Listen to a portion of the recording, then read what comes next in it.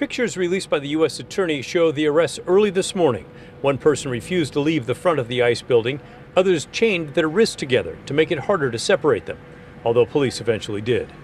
Police raised the flag at the office and declared it back in federal control. Now we have all the doors and entrances available. They're open.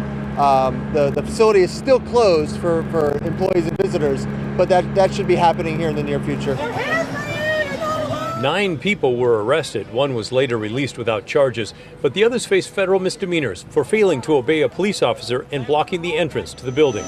From Sky 8, you get an idea of the encampment here. Rows and rows of tents beside the ICE building, and lots of debris left out in front that had to be cleared away. As the day wore on, there was a prayer service. Though evil seems to flourish like weeds, springing up vigorous in every corner, it will not last.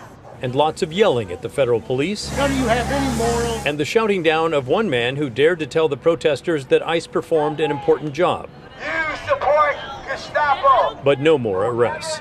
A spokeswoman for the protest said it is discouraging that the entrance to the ICE office is back open again. It's very discouraging because that means that they get to rip more families apart, terrorize more children. They're traumatizing a whole generation. After power washing the area around the building, federal police said it would be back open for business sometime next week.